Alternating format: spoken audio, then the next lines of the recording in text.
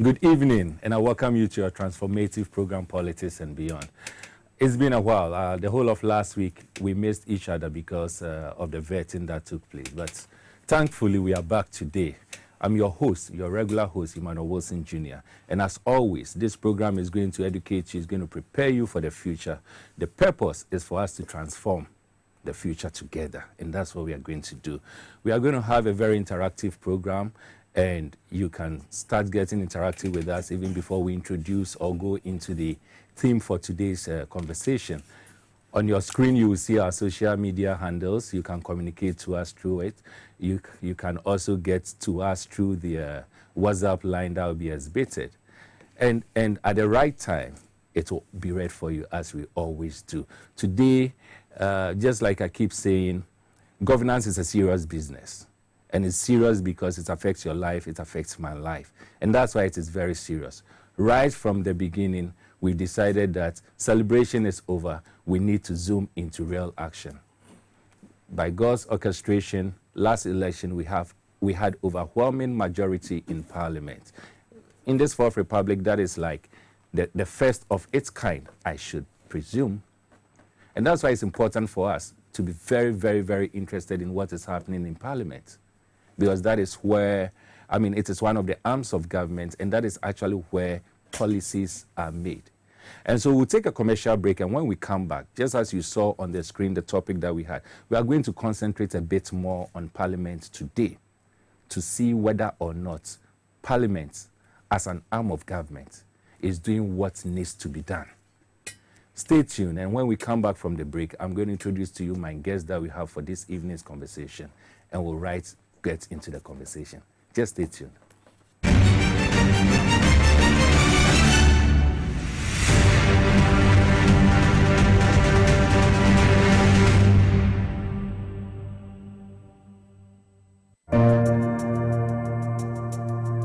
Welcome to the Royal Dazzle Event Center.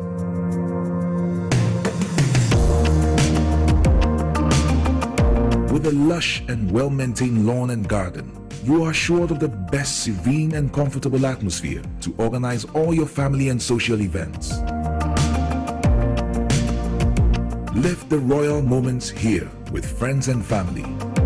The hosting capacity of 600 to 800 people makes Royal Dazzle the most versatile of places to host weddings, parties, funerals, conferences, concerts, and many more.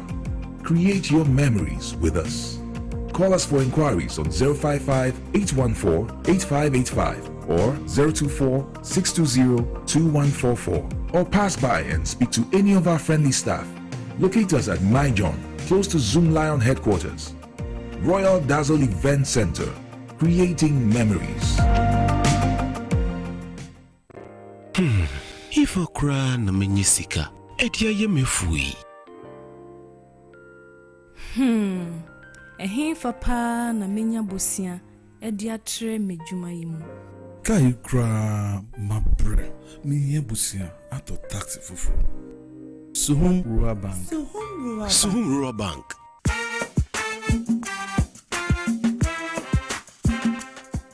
Yemamu akwa baba Suhum Rural Bank. Ye won hyehyɛ ahodo bi te sɛ gadifo abosia, ekoko bosia, susu account, and that's all our savings account. Me bada chain savings account, and then the keka ho. Suhum Rural Bank was 034-2291-896. Now one so what to me aka say. Suhum Rural Bank. Ama ene mayeka una. Suhum Rural Bank. Enti me pa minie. Suhum Rural Bank, growing our heritage.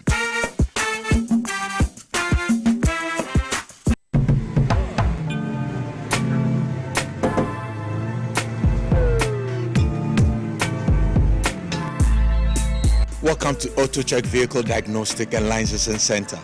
I hear my car can be checked here without going to Accra. Sure.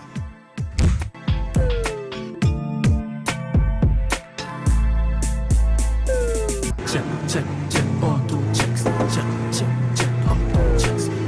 Check. Emission, check. Check, auto checks. Alignment, check. Brakes, check. Visit Auto Checks at Koforidua Aquadum Road for the roadworthiness of your vehicle, from saloon cars to heavy-duty industrial vehicles. Madam, your car is now ready for the road. Thank you so much. Auto checks. Auto checks. Check. Auto checks. Your safety, our priority. Check. Auto checks.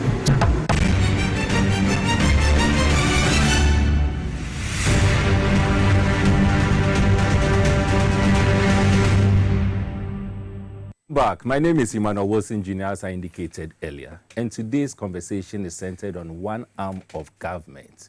You know, we have the legislature, we have the executive, and then we have the judiciary. Today we are looking at the parliament, or what we call the legislative arm of government.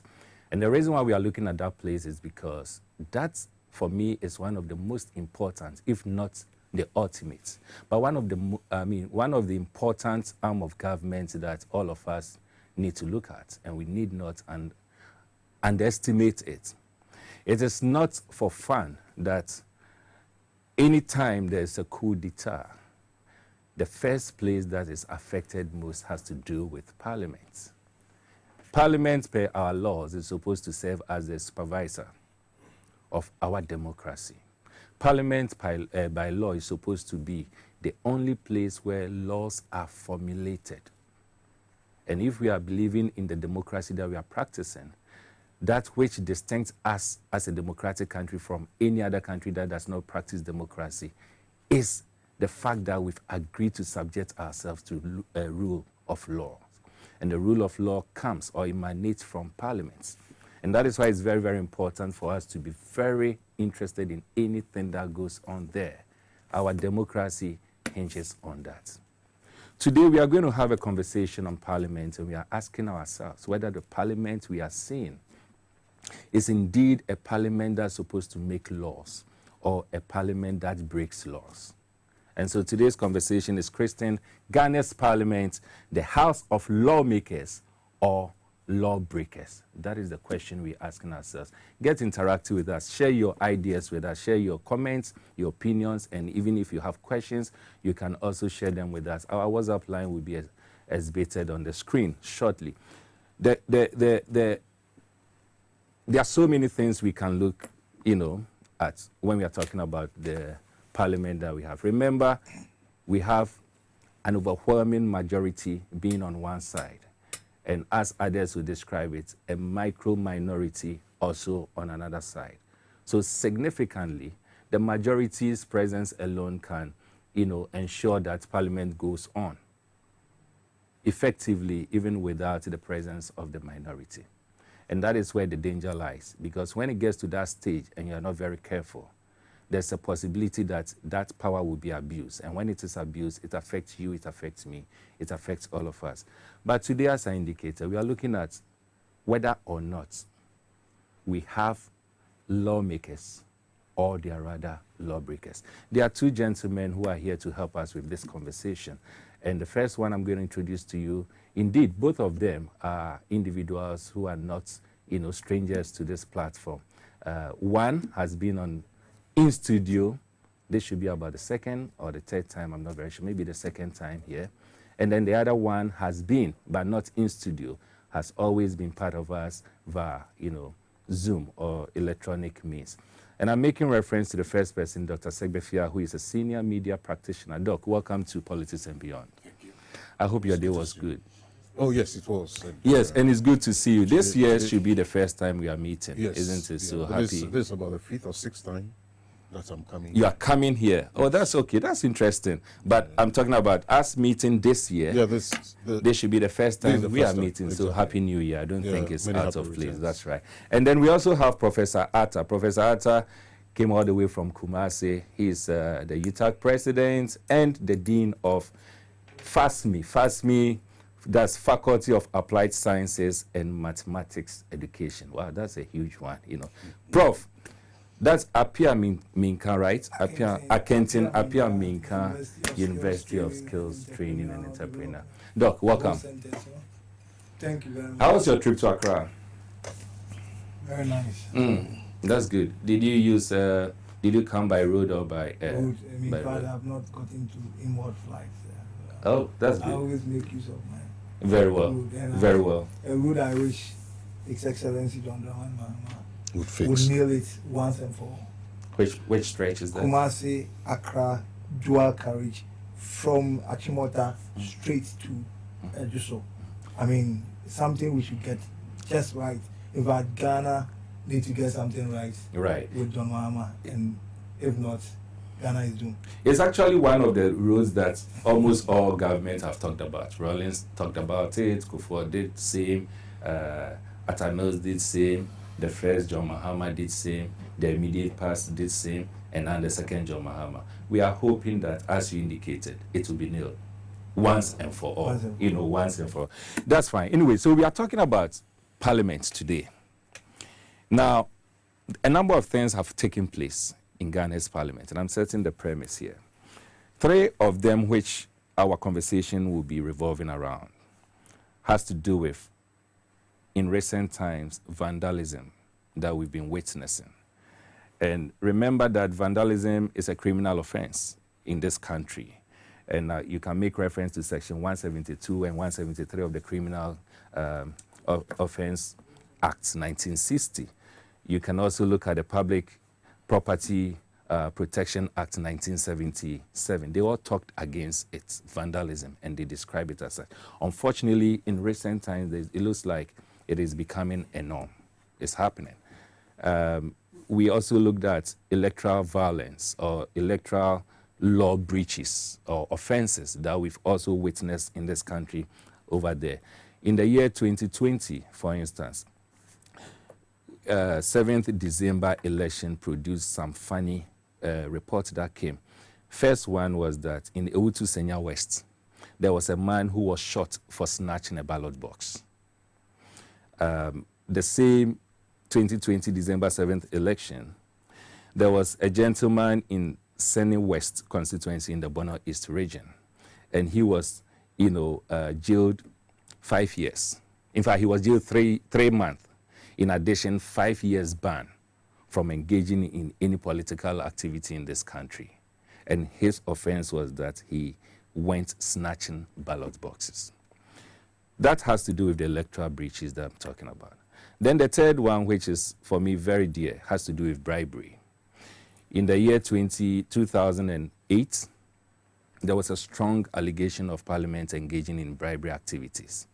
It came from individuals like the PC Apiofori, if you remember. In the year 2012, a similar thing happened. In the year 2014, then the minority leader, no, 2014, the majority leader then, and I'm making reference to the gentleman who is now the Speaker of Parliament, Bagman, also came up with a strong allegation of same. The funny thing is, despite all these things, Parliament has a way of shielding these whole allegations, and either they would come out and say that the person involved should apologize, that's the one who is alleging should apologize. They always fall short of pinning the person down to prove. They are quick to receive apologies and throw the issue away. And it raises concern as to whether these individuals are really hiding something. That's Parliament, is hiding something or not.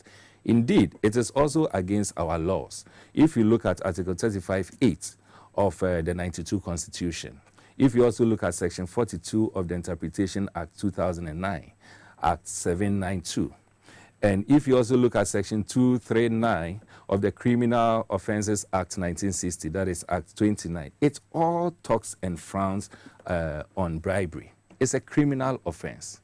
The interesting thing is that it is Parliament that enacted these laws. Individuals outside Parliament engages in these things, and they are penalized. I gave a reference to the Ewutu Senya West. Someone was shot.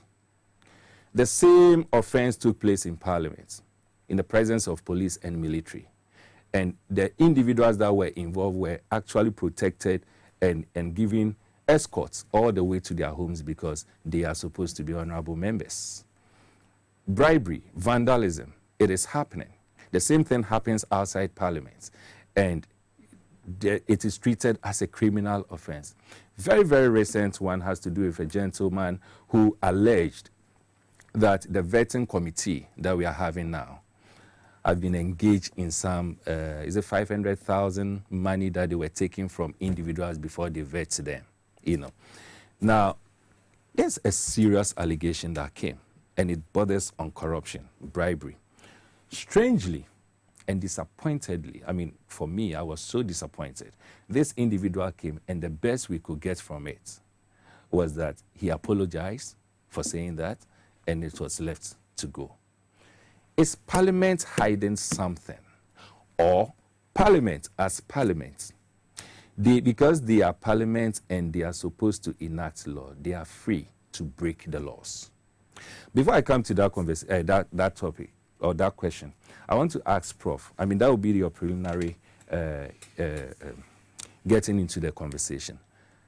What is your assessment so far of the current Parliament we have? Honestly, your assessments.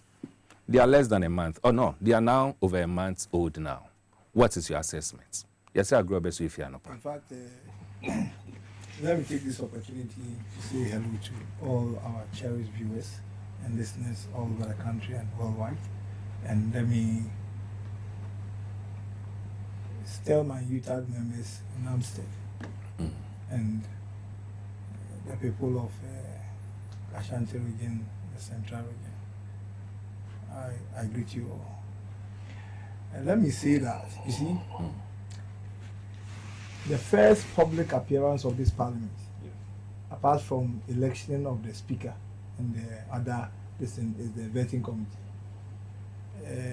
And I can tell you that the work of the vetting committee has been a bit disappointing, to be frank with you. And I can say that if that's how this Parliament is going to be, then although we have a whooping majority with a micro minority, I call it, it is going to be very uninteresting. Yes. I must tell you that the NDC as a political party must sit up. Under no circumstance should you have such a majority in Parliament and leave the Parliament to the control of the NPP. That is not correct. In fact, if you are going to compare what is going on at the vetting committee to the General House, then there's a lot to be done. Right. A lot needs to be done. Because to some of us, we are getting a bit uncomfortable. If you mention that you are disappointed, particularly with the vetting process, what exactly do you mean? It's not as for the process, I'm not disappointed that much because they are following their house rules. You understand? The rules of their house is what they are following. So that one, if that is what their rule says, if you are disappointed in the rules, then you are disappointed in Parliament because they enacted those rules. But to be frank with you, I am so much uncomfortable the way and the manner they are allowing the minority leader to control that vetting this thing. Okay. I mean, the question is that on what ground could you give somebody 3 hours? Question is, I mean, what is it? Okay. Please, it is time the minority leader get to know that, hey, he's not in the courtroom. Yes, you are master of cross-examination. Who cares about that? Here, you didn't come to cross-examination. There are others who are of the view that it's not really about how long a person takes, but it is more of the quality of the question. Now, you see, vetting in itself, the rationale for vetting is supposed to let us see the quality of the person that we are bringing on board. The question I want you to answer for me is, looking at the questions that seems to be coming from the vetting process or that came from the vetting process, do you think those questions are relevant enough to let us, the public, know whether or not the one being vetted is qualified for the position? I would say no to some great extent, because if you check the questions they ask, especially the questions from the the ruling, some of them are not challenging enough. Right. They think that, oh, they are our own colleague. So we praise the nominee more than asking nominee what he's bringing on board and what he can do. Right. Then the opposition, the minority, are also settling scores. So one side is settling scores most of the time. The other side is also praising. So getting actually what need to be asked to get people that, oh, this is what we expect and this is what the person has said and this is what we can even hold them on. We are rather interrogating their properties, what you have said against someone, what your media engagement you have done, and all those questions you are asking. I can tell you on authority will not change it, especially when they are brought to the floor, you don't have the numbers to even change anything. Then you are just wasting the public time. And that is the main reason why I think that. You are disappointed. I don't think staying on one person for 3 hours, and some of the questions are so irrelevant. Irrelevant.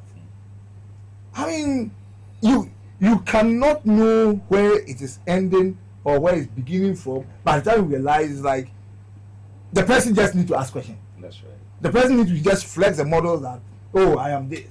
No, but that is not correct. I agree. They have wasted public time. I agree with you. Prof, I'll come back to you. Doc, your initial comments. So far, how do you assess the parliament we have? Well, let me also take the opportunity to wish your cherished viewers and listeners a very happy new year. Yes, just like Prof has said, you said something earlier that agrobeswa of Yanopa. Let me say that the 275 honorables that we have in today's parliament. Now we have 276 because the Ablikuma North is still in contention. So North doesn't have a representative now. So it's 275. Yes, 276. 276. No, it's 275. They are supposed to be 276. Yes. But so they are 275.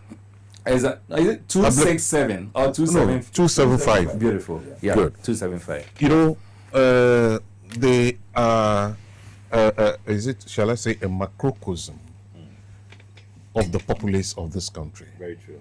The way the generality of the people think, that is the way they are also. They mirror us. They mirror us. If you look at the way the run-up to election 2024, and immediately thereafter, all the hoopla about who has won, who hasn't won, and all that kind of thing has dovetailed into the behavior of the people we have elected into parliament. Now, Prof touched on the vetting. You see, that also shows the disrespect that the Ghanaian has for, one, his next door neighbor, the disrespect he has for himself, and the disrespect he has for laws. That's right. Why am I saying this? You decide that you are going to vet nominee A, B, and C.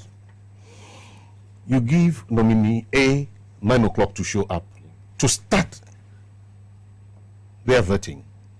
Then you give nominee B 11:30. Nominee C maybe 1:30 or 2 o'clock because you're going to break for lunch, isn't it? That's right. Good. Now, while nominee B is waiting to come in at 11, by the time you finish with nominee A, it's 4 p.m. You understand that? Then we are told that, of course, it is quite true that if the majority should vet their own kind, you know, they will handle them with kid gloves. So the minority is supposed to be punchy. We are told that the ranking member, in this case who happens to be the minority leader, has unlimited questions to answer. So if that's the convention, but then respect for others should make them mindful that we have somebody who is coming at 11:30. So if you want to ask a zillion questions from Accra to Papua New Guinea, ask the zillion questions within the time frame. You see the point? Ask your whatever number of questions within the time frame so that the other person can also come. The convention here is that when a nominee is coming, paramount chiefs from their area follow them. You know, directors or chief directors of the ministries that they are going to, you know, be posted to, they'll all be there. And then all these people come in, and then you sit down and be looking them in the face and be, at times, forgive me, when I was schooling, and even till today, I don't know how to use dictionaries. So I don't know the difference between vetting, interrogating, and grilling. You understand that? And cross-examination. And cross-examination. You see, all you need to do is to look at the competencies of the nominee for the position he's going to occupy and the CV the person has presented. You vet him according to those two criteria. You understand that? But to, you know, veer into others' personal life, you know, if you have, you know, gone to the UK to do your postgraduate or whatever, can you let us have, you know, the cost of the ticket and all that? What's this is infantile. It's infantile. So you realize that it now boils down to the personality of the person who is asking the questions. You understand that? Who is asking the questions? You know, we and the as is being shown on the screen, these are lawmakers who are breaking the bones of the tables. Yeah, that's right, and that is one of the things we'll be getting to. Just vandalism. Yes. Yes. Just a couple of weeks ago, some pastor or some preacher, they called him, went and vandalized some SUVs in Parliament House. Right. Yeah. He's been jailed for 5 years, isn't it? Yeah. So what is going to happen to? There's a question. To these people who are doing this thing, or one thing we also need to understand: do they have immunity once they are in Parliament or inside the chamber? Do they have any immunity? For which reason? When a member of Parliament, honorable, so to call him, could pick a ballot paper during election of the speaker, chew it, and then engage in fisticuffs in the presence of police and military, as you introduced, right, as two, nothing has been said about that. When it is their own, it must have a certain protection. But fortunately, this thing that happened in the full glare of the public, because the cameras were there. The cameras were there. So today, we've seen videos of students in senior high schools using cutlass to whip one another. Can the MPs who we have seen in this video go to Accra Academy and tell the students to behave? If they themselves, as the honorables that we call them, could break chairs and tables.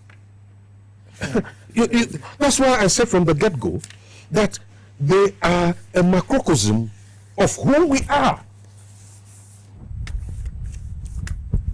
Look, let me ask you, since you are still on the floor, let me ask you this question. We saw what happened, and we are still looking at it on the screen. So, viewers, those of you who are not privy to the video that is going on, this is exactly what happened during the vetting, where individuals that we voted for to represent us, they reflect us in the constituencies that they come from, decided to take the law into their own hands. And you see, what this communicates clearly is that, and I'm happy you made mention of students being bullied on some of our secondary school campuses. Now, what these individuals are communicating to us through this act is that when there is a misunderstanding, you should use violence to resolve it. That's exactly what they are communicating to us. And these are individuals who are supposed to be our reps. You go to the constituencies, and the first person you are looking for is the member of parliament. They represent us over there. I want to, and this is the school, the students, I mean, our kids. And I think this is Accra Academy. And should that cutlass slip from a different angle, you know what's going to happen? So how can parliamentarians decide? Because they also have committees on education and the rest. Exactly. Are you sure the members that forms the committee on education in parliament will have any moral right to condemn these children? That's my point. You understand that? That is exactly my point. You see, he's holding a cutlass. Should the cutlass tilt from his hand at a certain angle, what it means is that he is likely to slash the mate. Yeah. You understand that? What is it? You see, Parliament, indeed, as I said, is the one arm of government that we have. Over the past period, we've seen all these things happening, and we are never getting to the root of it. Bribery, we don't get to the root of it. Electoral breaches, we don't get to the root of it. We have vandalism, we don't get to the root of it. This video we're watching, just some days back, the speaker came out to say that he has suspended the individuals that were involved. There are those who have made the argument that the suspension is not enough. There are even those who have made the argument that the speaker doesn't have any locus to go into that. But my question I'm asking you is this.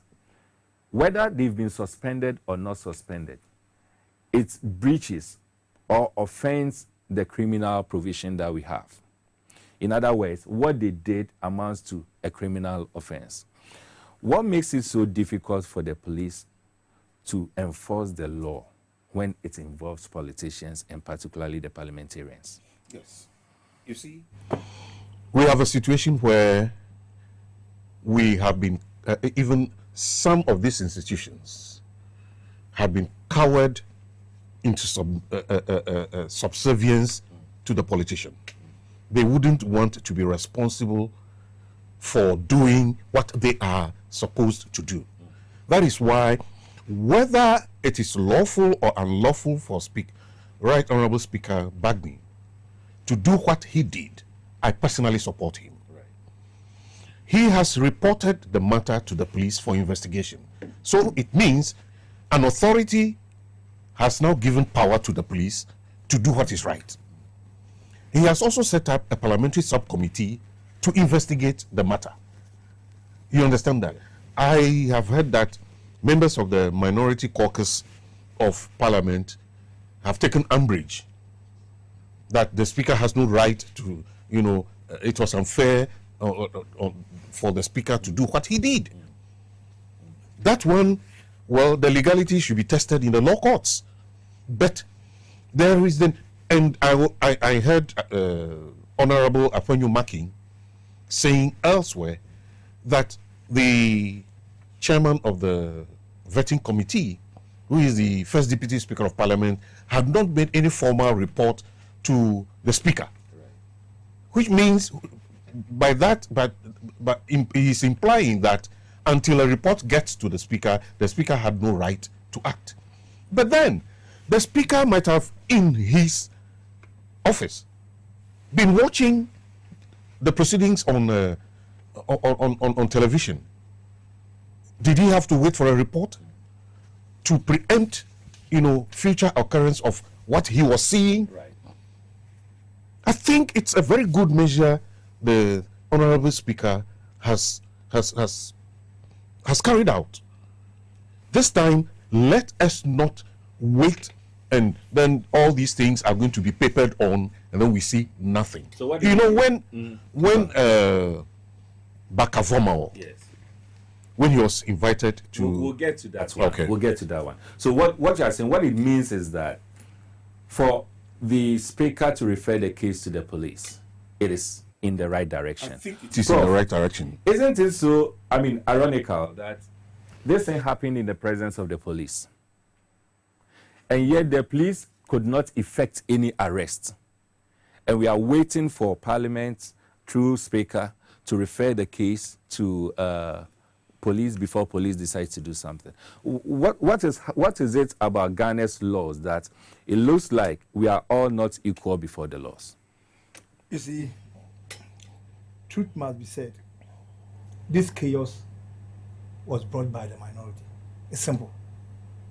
The minority caused this chaos. You could see that the minority were the people who were trying to turn the table. Majority was trying to protect the table. Unfortunately, the police were standing helpless. And you know, they were helpless because those who are causing this violence were people who were just so powerful last month.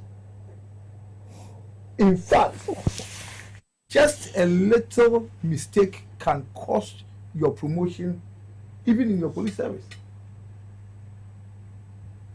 And this is the person who has just lost power miserably, now turning tables and putting chairs on tables. I have a little bit of a solution. Constitutional review. His Excellency John Dramani Mahama has done here. And I hope this review will not fail. You know what? This country, we need to go hard on politicians. Then politicians will respect the citizenry.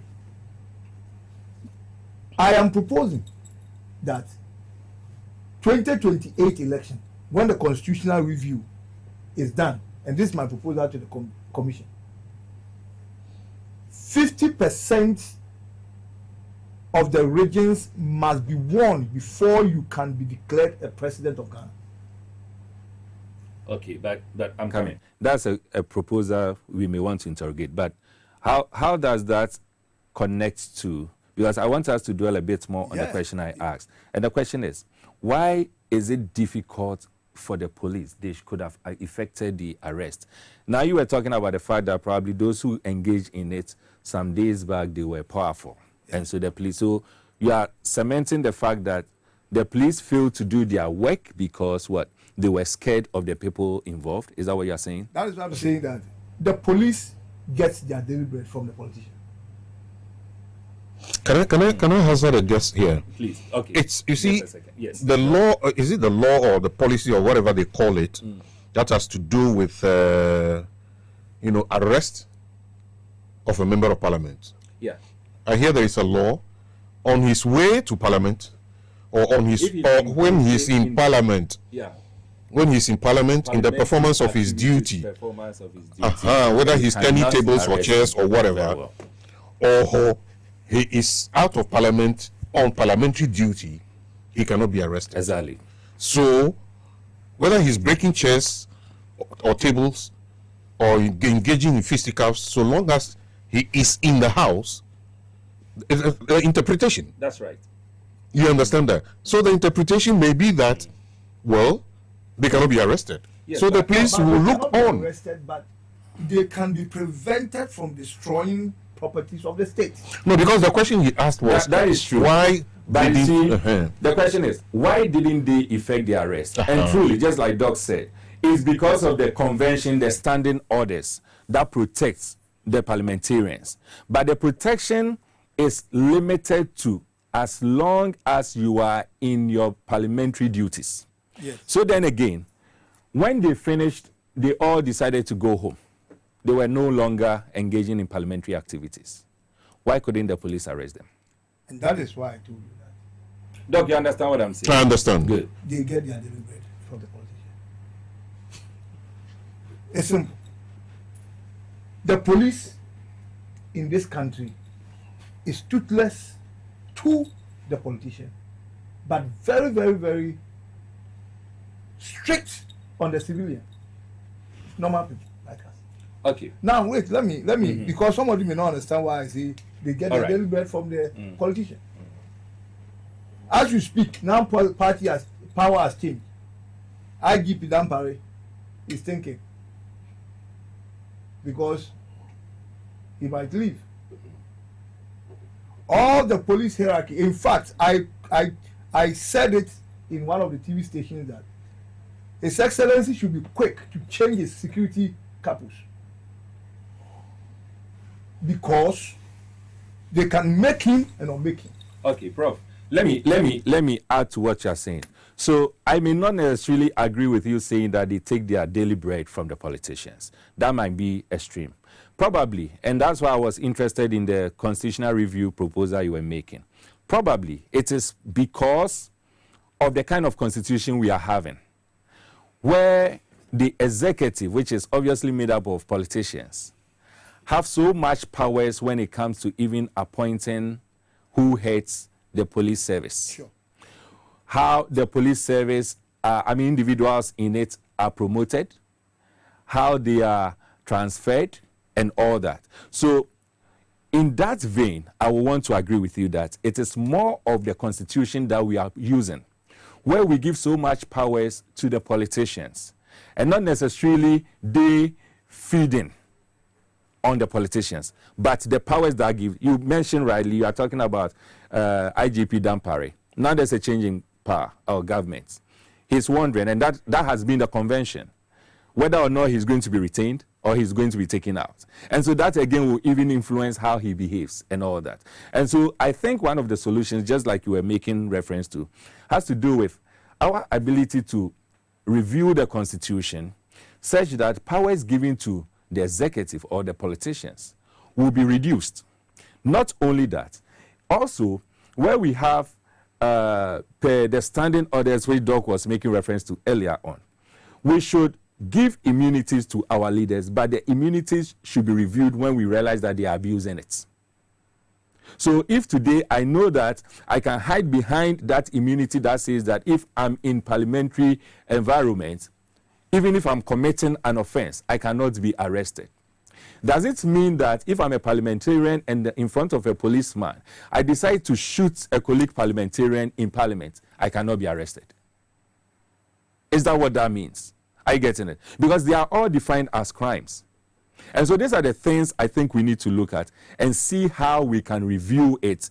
If the immunities are being abusive, for instance, what we are seeing right now, clearly it is being abusive. We find a way of reducing it and say that, okay, we can protect you in certain aspects, but when it gets to certain aspects, we cannot protect you. Crime is crime, irrespective of where it is being committed.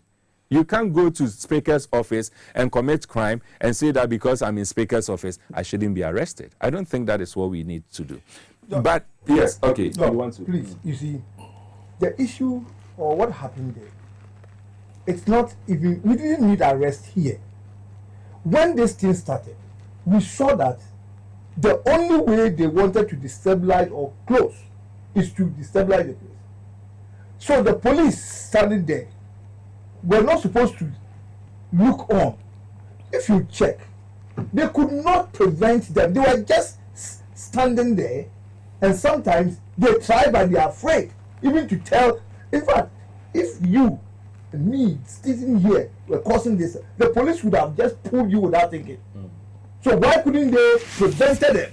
Yeah, you see, preventing you does not mean I'm arresting you. You are protecting public property. Right. But you see, let me tell you something. You see, our parliament sometimes cannot be tolerating. And that is why if you allow me to end with this constitutional review. Okay, let's be snappy so we go to the next one. Yes. I think that our Ghanaian politicians, when we get power, yes, we don't tolerate one another. All is because of winner take all. And one thing I've come to realize in this country is that if NDC should come to power, and it is required of the NDC to have 50% of the regions, 16 regions now. So if you cannot win 8 regions with 50% plus 1, you cannot constitute a winner-take-all, government. If you want to have a winner-take-all government, get 50% plus 1 in all the 8 regions in this country. If you don't get, and automatically, let's say you get 50% plus 1 from the total valid vote cast, but at the end of the day, you were unable to make 8 regions. You do not win in 8 regions in this country. Then we are supposed to have a union government. Right. By having that union government, what is going to happen is that even in parliament committees, the ruling party cannot chair all the committees. Currently, as you speak, all the committees are chaired by the ruling party except what do you call it, Public Accounts Committee. No, not all. Not a all. number of them, because now we have a new standing order. Okay, then so there are a number of them that are being chaired by the other. That's side. I know. But before then, I think it was that the was Public before then, Accounts yes. Committee. Yeah. And when it happens this way, even if you are having union government, you are going to have the opposition also having certain number of ministers in government because you are having a union government. Right. That one, I'm telling you, there will be some level of tolerance. Yeah. And I am telling you that, look, under no circumstance should we even have a political party to use 2 regions, 3 regions, Okay. and win power and say I want to govern the entire country. That's right. Let's get back to Doc. You wanted to add something to it before I move to the yes. As for the Constitution Review Committee, they have to look at certain things. Right. But then back to the issue Prof raised. Sure. You see, if I were part of the police officers there, I will also be powerless. The reason being that they asked, even when the chaos was going on, it means the committee was in session. So if I, as a police officer, had decided maybe to go and take the microphone and say, look, you can do whatever you want to do, but don't damage these things, I'll be in contempt of that committee. Very true. That's true. The very people you want to prevent That's true. from disgracing themselves, they will haul you and tell you you are in contempt of the committee. But you could have prevented them. No, you couldn't. Now, let's move to the next one, which is and that has to do with the bribery. As I indicated, a number of times we've had, allegations, bribery allegations in Parliament. And for me, I started being interested in it right from Honorable PC Appeal for his time when he, in 2008, came up strongly to speak and tell us all that there's a lot of corruption, bribery, 5,000, then followed by another one, and it moved on, and it moved on, and it moved on, and it moved on. If you add it to the very recent one, which was, I think, somewhere last week or so, where the gentleman comes out and says that the Parliament Vetting Committee are requesting 500,000, or they did request 500,000 Ghana cedis from the nominees before vetting and approving them.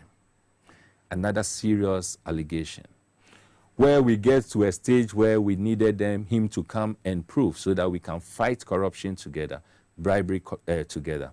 This man comes, and the best he could tell us was that he wants to apologize. And strangely, the chairperson of the committee, who a day before was so angry and was all over in the news, so angry, day after, this gentleman comes to sit in front of him, and he's coercing or pushing his colleagues to accept the apology for them to move on. What got me worried was when Honorable Afenyo Markin intervened and tried to they had a little banter, himself and the counsel for the guy. And then he went on to make a statement which was worrying to me that, look, all of us want to make progress with this.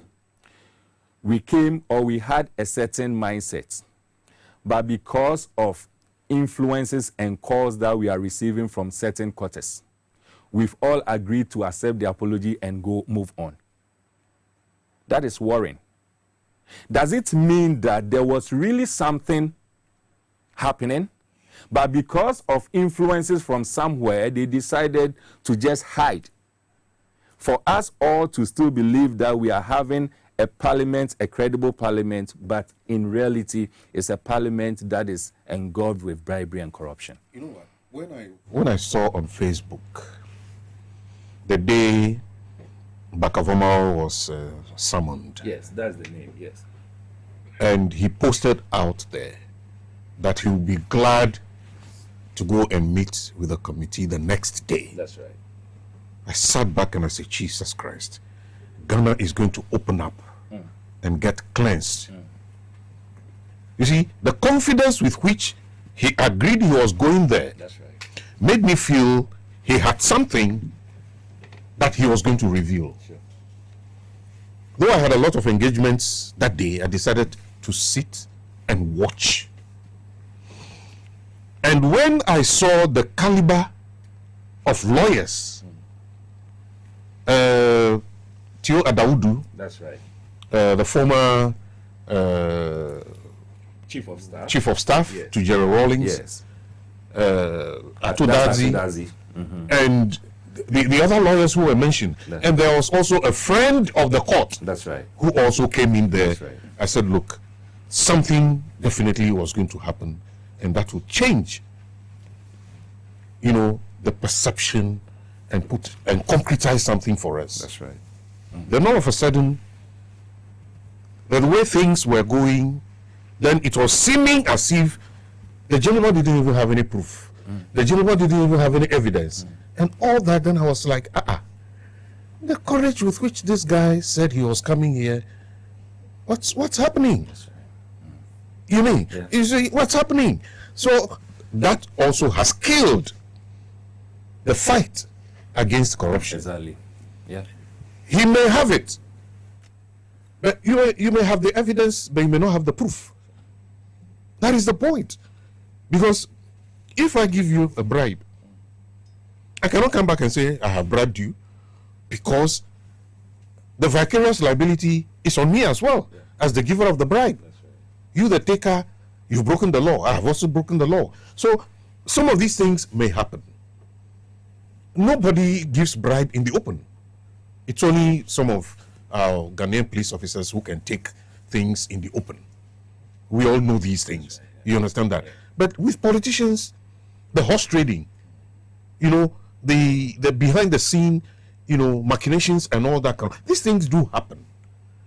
But to come to the fore, I think we have been denied, you know, we have been denied the meat in this perception of corruption, even at the law-making end. You see, Yeah. these things are going to continue. But having said that, you see, I feel very uncomfortable anytime appointment marking is either vetting or cross-examining. The reason, you know, behind this assertion is that, you know, with the MPP now, they are called, is it micro or mini micro, That's right. minority, and all that kind of thing. You see, when you study human anthropology, Right. you will realize that when there is an extremely short person in a sea of giants, Yes. you know, he has to flex, he has to make noise to be seen. Because ordinarily, you know, the people tower above him. So he has to make a lot of noise, he has to do a lot of flexing to be seen. So the minority right now will have to do a lot of flexing, they have to make a lot of noise to be seen, to be, you know, doing something. Right. But when you look at the Afrobarometer, Yeah. on the performance of Appenyo marking alone, and the marks he has got, if I were in his shoes, this is the time for him to sober down. You see, you don't need to be rambunctious, belligerent, or combative to be able to achieve. This evening at 6 o'clock, I watched him on one of the sister TV stations. And he was even determining what questions the interviewer should even put to him. Otherwise, he was going to get out of the chair and leave the studio. So I'll come back to you, Doc. Prof, what is your take on how this perceived or alleged bribery, you know, allegations are being handled in Parliament? You see, for me, I think that the issue of corruption should have a different way of dealing with.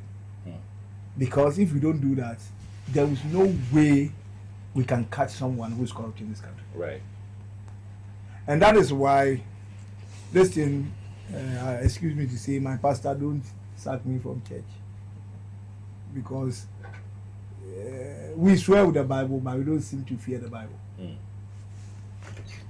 we swear with the Bible, but we don't seem to be afraid of the Bible. And so, unfortunately, we can swear, sleep on the Bible, and still lie. My brother, the truth of the matter is that why would a politician share money to win primaries? A politician share money to win general election. A politician who takes 15,000 Ghana cedis as our MP nominees indicated to us. As salaries. As salaries. 15,000 cedis. And with all the monies they share in this country, so where did they get it from? Right.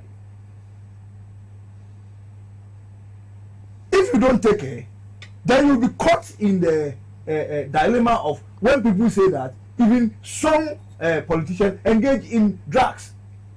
Right. Because the question is that you cannot. Sometimes I once telling somebody, as a university professor, January did not end, my salary was finished. January did not end, my first salary was finished. So the question is that. So how did you get petrol to come to Accra? Is it? How did you buy petrol to come to Accra? My wife. Oh, that's funny. That reminds me of someone. The question is that with all this small salary that you are taking, in fact, if you are taking 15,000 a month, then the year is 180,000. Yes. Now 180,000. Look at the money you shared for your primaries. So aside your salary, even that salary you take cannot give you a good business, cannot build you a multinational business that you can say that, oh, just because of this work that I have done. So with all this thing that is coming to the public domain, oh, I take this amount, this is my salary, and all those things, then it feeds into the allegation that no, aside your this thing, something else comes to you. Remember, Honorable Joseph Osewusu, when Oliver said this, I heard him say that indeed, in time past, when they finish the what do you call it, the vetting, the chief of staff. Yeah. I don't know whether I'm right on this. Yeah, that's right. Yes, the chief of staff sends them some envelopes. The question is that the envelope, is it what do you call it? The envelope from their sitting allowance. And Ghana here, okay, some sitting allowance you even sign, but this envelope you take, I don't think you sign. We should have proved to find out what's that money. Where is that from? You see, so it tells us that yes, the person might have something truthful about it. Right. However, in this country too, one, we say that the elderly are never wrong. And in this case, Parliament is an elder in this country. I'm not talking about the persons who are there. Parliament is an elder. Executive is an elder. Judiciary is an elder. So they can never be wrong. Sorry to cut you. With all the things you've said, will it be fair for anyone to suggest that all these allegations we are having, there's some iota of truth in them? Is it fair for someone to make that comment? Always told us that there's no smoke without fire. Very well. So then that can be. That's what the old men said. I'll come back to both of you as we wrap up. But let me quickly go through some of the messages that we have here. And then in wrapping up, you may want to add, make a comment to some of the messages if you so wish. Good evening, Mr. Wilson. Thanks for your good work. I think Afenyo Markin is frustrated due to the election defeat. That's why he's misbehaving himself. He should respect mandate of Ghanaians and rules of the Speaker of Parliament. I am DMX from Kintampo North. Okay. The minorities, Afenyo Markin and the NPP, are more than lawbreakers. Nana Addo has handed over the distraction of NPP to Afenyo Markin. God help him to succeed. This Richard from Central Tongue, Aditome. Good evening, Mr. Wilson. Please, John Dramani Mahama, His Excellency, should help Ghana prisons with vehicles and also increase the feeding rates of the inmates. because they are suffering. From KK Kumasi. Very well. Hi, Honorable Wilson Afenyo and his team should know that even the doors of the Supreme Court are still open, but today there's no force on judiciary to rule to their favor.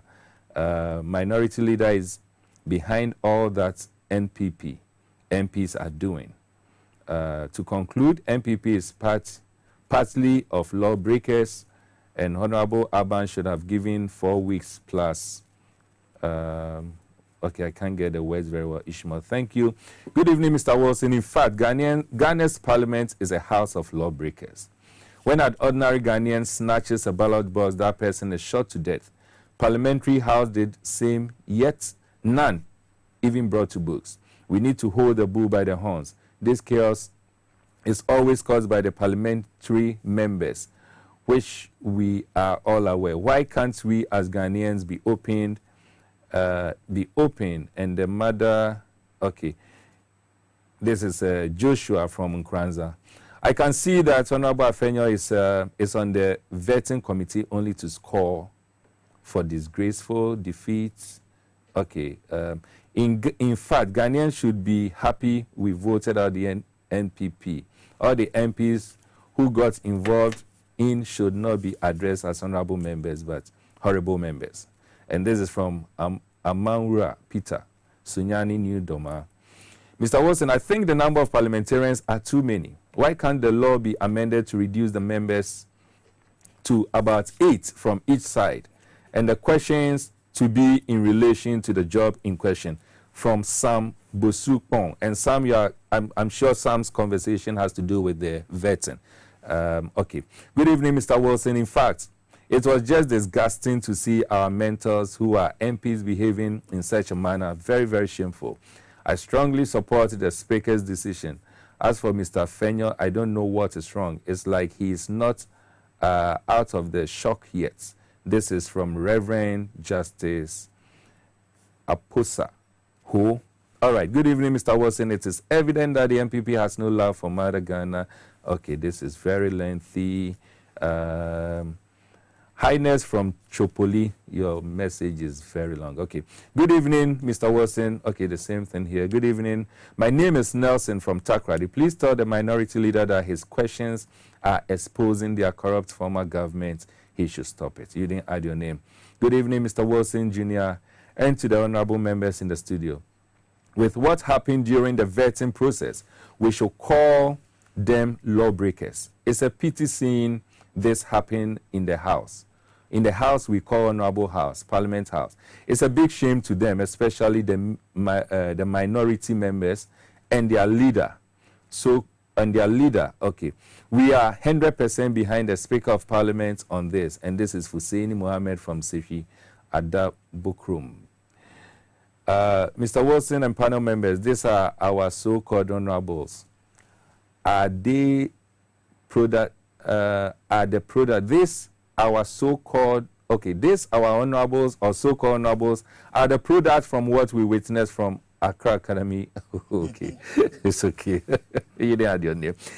Simon Dokpo alias MP from Baglo Buem, Oti region. This is common sense where the speaker has the whether or not a head of the family needs to discipline the family where they are, okay, not so clear. This you didn't add your name, but you say, you and I know this country called Ghana, the law only catches the civilians, not the politicians. So you should not be worried. Okay, all right, you didn't add your name. I think the Privileges Committee law has to be reviewed to see the reality of the day. And this is from Clement in Lashibi. So can't we bind, okay, it's a wide disgrace to Mother Ghana for elders like this to react such a harassment action in Parliament while countries are waiting. Message not clear. Good evening, Mr. Wilson. I'm watching you live from Tamale. Please tell NDC MPs that they are too weak. They should back up. They are allowing MPP to control them, and this is too much. Nana Kwame from Tamale. This one say, thank you, Mr. Host, you have asked my question. So if someone pulled out gun at the room, there, still the police will stand there and look. Okay, so I think it is in reference to the question I posed earlier about the immunities. Okay, more messages are coming in. I may get back to it if the need be, but let me come back. Doc, what should be the solution? It is very clear that our parliament is creating an image of they being lawbreakers and not only making the laws, but they are also quick to break the laws. Unfortunately, our law enforcers seems not to be in a position to enforce the laws when it comes to the parliamentarians. What should be the solution? Well, I think what we need to do right now is to make sure that the standing orders are reviewed. But they just finished reviewing the standing orders. You see, there's still more room for improvement. Oh, you realize that from the text messages you have been reading, a lot of, almost all of them, that mentioned Emmanuel Makin, mentioned him in negative light. Right. What that means is that the idea of the minority leader all of a sudden taking charge of the vetting process, and he is asking all manner of questions, whether they are infantile, relevant, or irrelevant. You understand? I think that should be reviewed immediately. You understand that? So that some sanity is brought. At times you see that Emmanuel Makin would even be challenging the chairperson. He wouldn't want to, unless even when the chairman of the committee rules, he will say, okay, I accept your ruling, but I accept it with an exception. But I will make my point. You understand that? You don't do that. That is not, you see, if you feel, look, I have looked at the personality of Emmanuel Makin. I think I have a piece of advice for him. He has claimed all over the place that he is an Anglo man. Certain things he does, Anglo men don't do that. You understand that? Try as much as possible. He claims to be a very patient person, but he never exhibits patience. You understand that? This evening I saw him on television with a book that he claimed was Freemasons and was quoting certain things. Look, even the devil is, of course, the Bible. And the devil is not ugly. You don't come, when you belong to a Masonic society, you don't come on national television and be touting that people say it's a devilish organization and blah, blah, blah, blah, blah, blah, blah, blah, blah. People who think that if it were an open society, let it be open to everybody. I agree. So you think the should come and should be reviewed, and certain things, and also certain things that he comes in public. I heard him this evening. You were saying before Samuel Jata George came, he had called him and told him that there were certain things that you said during the heat of the political campaign. When you come and I raise those things, please try to tone down and say that you did that out of, you shouldn't have said that kind of thing against the former President Akufo-Addo, against the Chief Justice. What has the Chief Justice got to do with this? It's sad. It looks clearly. Some of these things, they are so infantile. They don't come into public and say things like that. Particularly with our vetting process, we still have a long way to go. Exactly. We still have a long way to go. Prof, what would be your solution to this? It is very clear, to a large extent, as I indicated, very large extent, it is very clear that our parliament, that is supposed to be full of honorable members, the parliament is shifting from being lawmakers to also being lawbreakers. What should be the solution? Yes, the solution lies in the change in the constitution, that's one. But let me be quick to make this. You see, in this country, most Ghanaians sees wrong when NDC is in power. And when NPP is in power, all things look good. NPP breaks the law, does so many things when they are in power. Everybody keep quiet. Then immediately they are off power. And NDC is supposed to benefit from their breaks and even their monies they've made, the ways they've made. Then they find their voices. Voices comes in.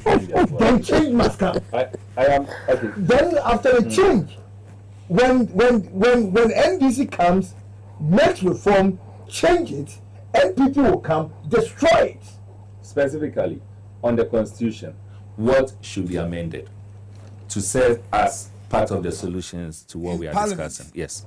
I think that MPs should not be made ministers. I agree with that. That I think I agree with you. So the law that talks about 50 plus 1 coming from parliament to serve in the executive must be expunged, and I think it's something all of us agree on. But that has disadvantage. You know what? When that is done, if you don't take care, this bribery allegation will escalate. Yes, it may. And that's what I'm saying, that it can be another side. Exactly. The rationale for introducing that in the constitution as we have it now, I mean, there's a history to it. And it actually started from the Liman's administration, the 79 constitution that we had. You know, where Liman's administration, we've already been there before. Liman's administration had the free will to appoint almost everyone that he wants to appoint from outside parliament. And these individuals at a point felt like they were bigger than the MPs. And so they will go from late laws, how do we call it, prepare budget and bring to parliament. And they need parliament to approve it, as we all know. And because the parliamentarians felt that they were, you know, those that really won the elections for government to be formed. And now you've become a member, how do we call it, a minister. And you feel that you are more important than me, the MP. So they waited, budget was sent, even though Liman was having majority in parliament. His MPs, because they were already upset with the appointment that were made, which was outside parliament, they decided to turn it down.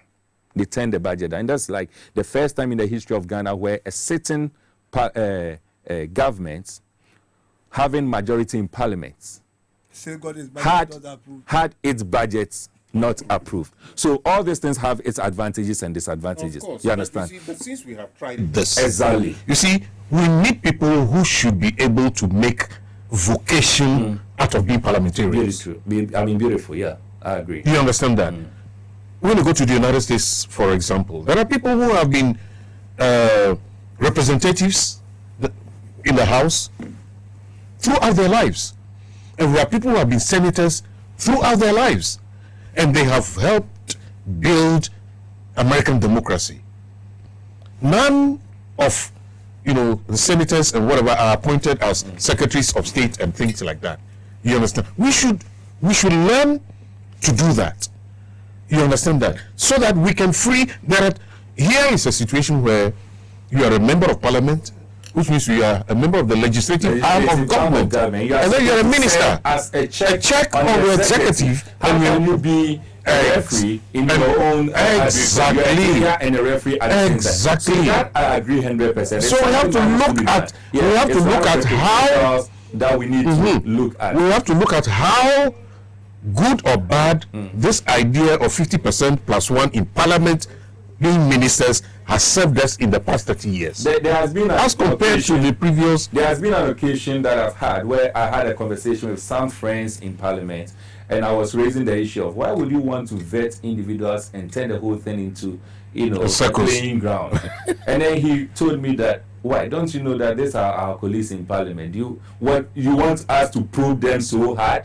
So the difficulty, as you said earlier, is that because they are coming from parliament, we even find it difficult to ask the right questions. Exactly. And we find it difficult to get the right persons to fill the right positions. But, you know, and it is all because of this. But, Doug, let me tell you something. Yes. In fact, if we want to go a review way of the constitution, if you don't want to go with my proposal of 50% of the region should be won and all those things, then in fact we should even eliminate election. Immediately after the primaries are done at the distance, we have straight, you finish, you leave, the next person comes. We should make the country two-party state.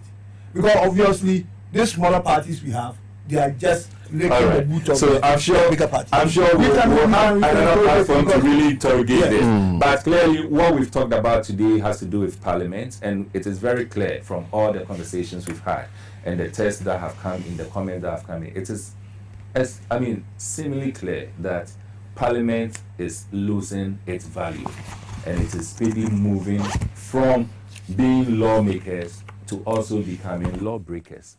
And the unfortunate thing is that we are having institutions that are supposed to enforce the law failing to do same when it comes to Parliament. And we said that it probably has to do with the fact that we have standing orders that produces immunities and all that. And now we think that it is time for us to review some of these immunities on parliamentarians, because clearly they are abusing it. And so we need to review this. And most importantly, is for us, as we are going through the process of reviewing the Constitution, it is for us to also look at how we are going to reduce significantly, if not eradicate totally, reduce significantly the number of individuals that we bring from Parliament to be part of the executive. It is very, very, very important. This is where time will allow us, and I'm very sure that we'll have the opportunity to continue with this conversation. Before I wrap up, I want to say a very big thank you to my two guests that we've had here. We've all learned a lot from each other. Doc, thank you so much. It's always a privilege to have you here. And then, Prof, I'm so happy that you came all the way from Kumasi. I believe you brought some fufu and some other things that we can eat together. I took the fufu along the way. Oh, okay. That's fine. But thank you so much also for making time to join us this evening. I'm sure at the right time we'll meet again on this platform to have this conversation. Viewers, this is where time will allow us. All of you who did the viewing, we are so grateful. Those who did the conversation with us, sending in comments, questions, and all that, we are so, so, so grateful. My big brother who communicated to me that you are also enjoying the show and making reference to Kobe Fiagbe. Doc, you should know Kobe Fiagbe, right?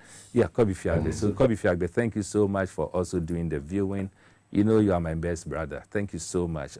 On this note, all I can say is this is where time will allow us. God willing, next week, Monday, be prepared for another episode of Politics and Beyond.